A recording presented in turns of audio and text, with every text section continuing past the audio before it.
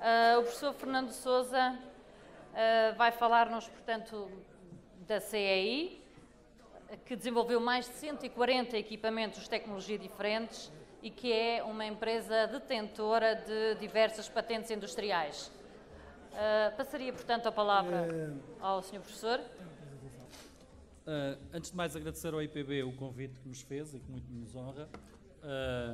E vou tentar ser breve e, concretamente, saltar alguns dos slides, porque a doutora Maria José já fez o favor de mostrar alguns dos equipamentos por nós fabricados e algumas das áreas em que colaboramos, e dar-vos uma ideia, antes de depois passarmos ao debate, porque eu acho que essa é a parte mais interessante deste tipo de encontros, dar-vos uma ideia do que é que faz a CEI e do que é a CEI. A CEI, acima de tudo, é uma empresa, portanto, é uma empresa de bens de equipamento, temos sensivelmente 20 anos de história, portanto, nascemos em 1995, estamos sediados em São João da Madeira, mas temos também instalações em Lisboa, e já vamos ver que fazemos muito mais do que isso, mas se me perguntarem uma frase o que é que nós fazemos, sistemas de corte automáticos. Okay? Para vos dar algumas ideias do que fazemos, por exemplo, no que diz respeito a rochas ornamentais, hoje em dia os equipamentos são, quando comparado com aquilo que eram há 15 anos a esta parte, em termos de produtividade, 4 a 5 vezes superiores. Muito culpa de algumas tecnologias que nós trouxemos de outros sistemas que tínhamos desenvolvido antes disso, do calçado para as rochas ornamentais, e a CEI tem, ao longo da sua história, feito muitas vezes esta passagem. Investe numa determinada tecnologia, explora num setor e depois vamos ver o que conseguimos fazer com essa mesma tecnologia noutros setores industriais. Neste caso, este é o resultado, e hoje é uma máquina vendida no mundo inteiro, quer por nós, quer também por concorrentes nossos que, entretanto, mais ou menos adotaram o modelo, e foi desenvolvido no âmbito do primeiro projeto mobilizador para o setor das rochas ornamentais, nomeadamente o Jetstone. Outros equipamentos, alguns dos quais somos pioneiros, como seja o sistema de corte por jato de água com um disco diamantado e fresagem, que foi agora introduzida neste mesmo equipamento. Este também é um sistema por nós patenteado e inovador, portanto, a nível mundial. Mas fazemos outros, obviamente, equipamentos que também têm concorrência, a maior parte das vezes não concorrência nacional, mas concorrência internacional. Outros projetos também, nomeadamente máquinas de calibração e polimento, ou seja, tratamento superficial aplicado a rochas ornamentais. Aquilo que vocês às vezes olham para uma rocha, uma casa e pensam, isto é uma casa antiga, muitas vezes não é, foi feita poucos dias antes, só que é feito um tratamento especial à rocha de forma a pensarmos que ela é antiga. Flamejado, bujardado, riscado, enfim. Todas as maldades que vocês possam imaginar são hoje feitas aos materiais. Aquilo que é feito à rocha também, como a doutora Maria José mencionou antes, hoje também é muitas vezes aplicado em calçado. Linhas de resinagem. Este equipamento, eu nem sequer o vou mencionar porque a doutora Maria José já teve a bondade de o fazer, mas, por exemplo, deixem-me dizer que o design deste equipamento, houve um modelo anterior dele, o design deste equipamento foi desenvolvido pela CEI em conjunto com o Centro Tecnológico do Calçado e também com a parceria do INEGI e de vários outros parceiros no âmbito de um projeto promovido pelo Polo das Tecnologias de Produção, que é o Produtec. No mercado global, as pessoas conhecem a CEI muito pelos sistemas de corte por jato de água, muito porque, de facto, os centros de desenvolvimento das grandes marcas de calçado, estou a falar da Nike, da Adidas, da Reebok, ASICS, Timberland, enfim, essas marcas, nos seus centros de desenvolvimento, utilizam os nossos equipamentos. Infelizmente, só uma delas os utiliza em Portugal, porque, efetivamente, esses centros de desenvolvimento localizam-se, sem exceção, no Extremo Oriente, portanto estamos a falar de China, Tailândia, Vietnã, Indonésia, Coreia do Sul, enfim, Taiwan. A ECO não, a ECO tem o seu Centro de Desenvolvimento Mundial está instalado em Portugal. Há pouco mencionei que muitas das coisas que fazemos passamos de um setor para o outro exatamente por causa de alguma transversalidade. E, de facto, este equipamento, nomeadamente o equipamento de corte por jato de água, se lhe adicionarmos abrasivo, ou seja, com água pura corta-se pele, espuma, borrachas, etc. Mas se lhe adicionar abrasivo, de repente passei a cortar metal, passei a cortar cerâmica, vidro, enfim, outro tipo de materiais. As tecnologias continuam a ser as mesmas, obviamente o equipamento em termos físicos é diferente, Okay? Mas, portanto, os mercados abrem outros potenciais. Depois é uma questão de andarmos a brincar aqui com diferentes geometrias de equipamentos para, enfim, o adaptarmos à funcionalidade do que o cliente pretende. Fazemos também equipamentos de fresagem, nomeadamente para metal, para materiais compósitos e alumínios, enfim, coisas desse género. E fazemos ainda projetos especiais, nomeadamente, por exemplo, aqui eu escolhi 2, trimming de moldes plásticos, por exemplo, as consolas centrais do Sharan são soldados com equipamentos laser nossos, aqui trimming de plásticos, por exemplo, os pilares B do Golf são cortados com equipamentos robotizados nossos, corte de capacetes, por exemplo, não sei se algum de vocês utiliza capacetes nacionais, mas quer a NAU, quer a marca Nex Pro utilizam equipamentos nossos. Falando agora, e deixando a parte de produtos, que essa, enfim, é demasiado maçuda, vocês não são para já compradores de equipamentos, falando um pouco daquilo que foi a nossa estratégia desde o início. Ponto 1, inovação. A SEI gasta, ao longo destes 19 anos de atividade, gastou em média cerca de 10% do seu volume de negócios em investigação e desenvolvimento. Isto é bastante dinheiro colocado em cima de desenvolvimento de produtos que muitas vezes vemos falharem ou então a sua rentabilização económica passados 4, 5 anos. Depois, tendo o cuidado de manter os protótipos em Portugal, e portanto trabalhamos com clientes líder das indústrias para as quais colaboramos, nomeadamente calçado, as rochas e também o mercado automóvel, obviamente que a rentabilização destes produtos faz-se no mercado externo.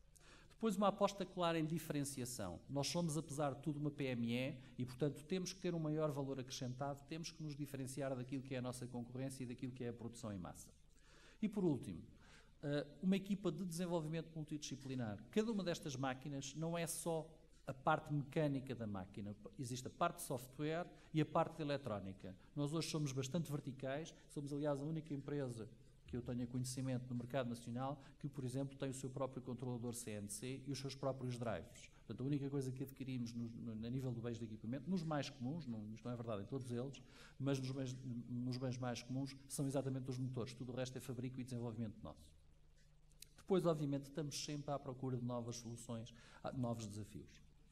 Já mencionei, portanto, a fertilização cruzada, ou seja, as tecnologias horizontais entre setores. Já de água utilizamos nestes vários mercados que aqui estão, setores industriais que aqui estão, mesmo passam com tecnologias de laser, controladores CNC, quase todos os equipamentos que os fazemos têm, visão por computador, robótica, gestão web, controle de qualidade. Nós fabricamos também equipamentos de controle de qualidade numa outra empresa que pertence ao grupo, que é a Zipor. E depois, uma coisa que para nós é muito importante, que é a manutenção remota. Vocês estão em Bragança e, curiosamente, em Portugal as pessoas têm tendência para pensar que isto é muito longe. Não é. Nós estamos em São João da Madeira, parece perto. Esqueçam, eu tenho equipamentos colocados na Tasmânia, na Austrália, portanto, à Terra Nova. Isso é longe. Okay? Portanto, é impensável que estivéssemos em Bragança ou que estivéssemos em qualquer outro ponto do mundo a fazer assistência remota, a fazer assistência a estes equipamentos que são essenciais para que as fábricas produzam no seu dia-a-dia, portanto, se eles pararem, a fábrica imediatamente para, com os prejuízos todos que isso acarreta, às vezes, para a atividade de centenas e centenas de pessoas, sem ter ferramentas, e neste caso de manutenção remota, de modo a nos ligarmos aos equipamentos e identificarmos o que é que se passa, corrigirmos, ou pelo menos dizermos às pessoas que estão no local, vão ver este e este ponto, porque será essa a causa. Okay? E esta manutenção remota pode ser feita a partir de qualquer parte do mundo. Depois, uma coisa importante também, interface homem-máquina. Hoje em dia isto é muito vulgar, todos vocês estão habituados a utilizar smartphones. Há uns anos atrás, e nós lidamos com muitas indústrias tradicionais, nomeadamente a de calçado, mas também a de rochas, okay? As pessoas não têm uma literacia informática, portanto não estão habituadas a trabalhar com computadores, não estão habituados a trabalhar com tecnologia. Portanto, é importante para nós, que fornecemos tecnologia, adaptá-la àquilo que são os conhecimentos, e esses sim são muito grandes a nível de processo, dos seus utilizadores. Portanto, a interface homem-máquina é uma coisa bastante importante para a utilização dos nossos equipamentos. Falando um pouco de mercados, nós vendemos hoje, temos hoje equipamentos colocados em 52 países, um pouco espalhados pelo mundo todo. Como é que lá chegamos? Obviamente, fazendo a nossa análise do posicionamento dos nossos produtos em cada mercado, fazendo as exposições internacionais de referência, enfim, mas acima de tudo, muitas vezes, estamos, apesar de tudo, a falar nisto de mercado, obviamente o serviço ao cliente e a boa imagem do cliente. Estes são os tais 52 países, vou-vos poupar. Nós somos a primeira empresa, hoje felizmente já existem outras, certificada em gestão da inovação. Portanto, nós, para além da certificação de qualidade, no ISO 9001, somos certificados em gestão da inovação. É uma norma portuguesa, mas também adaptada, neste momento adotada noutros países, com mais ou menos nuances, irá brevemente tornar-se uma norma ISO, e é algo que nos permite, e é disso que eu vou falar um pouquinho mais, que nos permite, de algum modo, gerir a inovação. A política de inovação, normalmente nós não lhe chamamos política porque, enfim, é um nome às vezes não muito querido e, portanto, chamamos de a nossa empresa. E, falando um pouco daquilo que é a gestão de IDI, pode haver IDI de processo, organização, marketing, mas, no nosso caso, obviamente que o ênfase está na IDI de produto/serviço.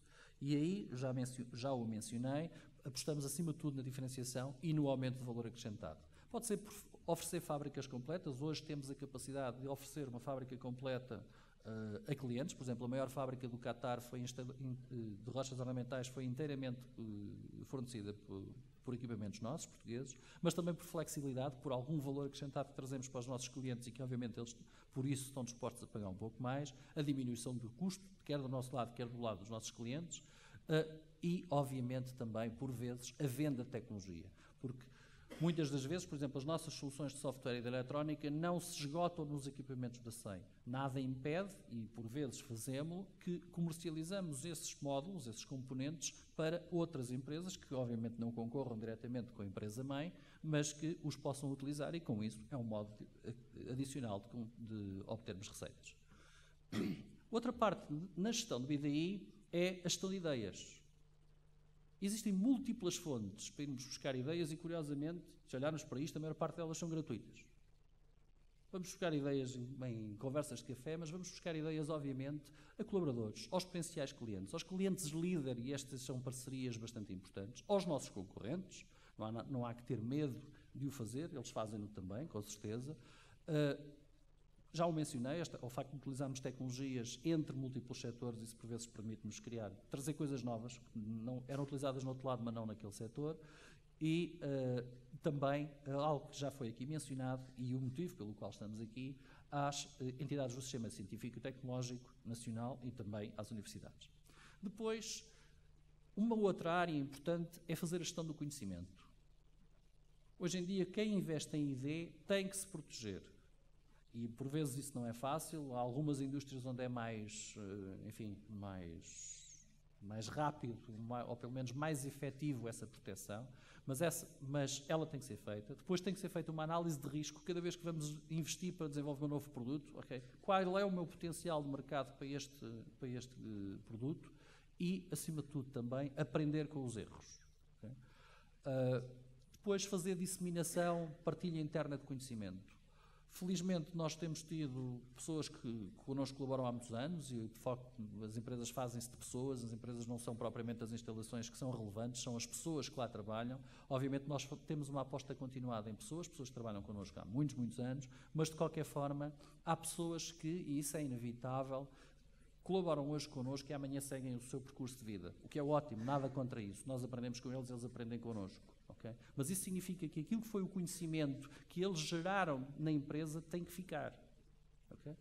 De modo a garantirmos que, de facto, a sua passagem por nós foi algo que criou valor acrescentado. Já falei um pouco disto, já falei dos clientes líder, já falei também das entidades do Sistema Científico e Tecnológico, nomeadamente os centros tecnológicos setoriais, mas não falei ainda de outro tipo de instituições, nomeadamente as instituições de interface de algumas universidades, bem como as próprias universidades e também dos polos de competitividade. A nível de formação, temos colaboração estreita não só com os centros tecnológicos, como também com escolas profissionais, nomeadamente com o CENFIM, com o CENFIC e com o próprio centro do Instituto de Emprego e Formação Profissional, mas também, como não podia deixar de ser uma empresa que faz o que nós fazemos, com escolas profissionais e universidades, nomeadamente várias universidades e vários, inclusivamente, politécnicos no país. Por outro lado, também, nenhuma empresa vive isoladamente. Portanto, tentamos apostar em, de algum modo, colaborarmos com outras empresas, que é algo que, muitas vezes, no panorama nacional se faz pouco. Eventos como estes servem exatamente para o promover e, portanto, fazemos parte de uma série de associações. Bom, objetivos estratégicos, e nomeadamente o que nós procuramos, e portanto motivo pelo qual me ter agradecido e a convite e ter tido todo o gosto em participar aqui, porque nós temos claramente necessidade de quadros especializados em novas tecnologias. Portanto, temos colaborado mais diretamente com algumas entidades, menciono aqui algumas delas, temos inclusivamente ajudado a criar algumas, e já participámos num projeto com o IPB, nomeadamente com o New Walk. Os resultados foram francamente bons e, portanto, estamos ao dispor para aquilo que vos pudermos ajudar, se acharem que aquilo que fazemos pode se inserir no vosso desenvolvimento profissional. Obrigado. Muito obrigado a nós.